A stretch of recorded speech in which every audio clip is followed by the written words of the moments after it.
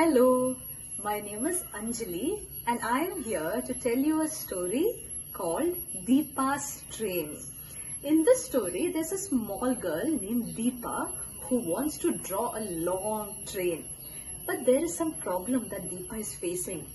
Do you want to find out? Let's listen to the story. Deepa's train. Deepa picks up her slate and chalk. She wants to draw a train. She wants to draw a long, long train. A very long train. Have you all seen a train, children? This is Deepa's train.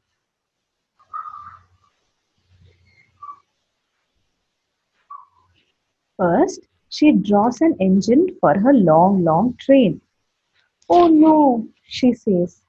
There is no place for me to draw the rest of the train. Deepa was worried.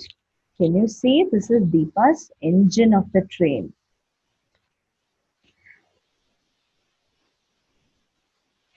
Deepa keeps the slate down on the floor and thinks, I know, I can draw the rest of the train on the floor.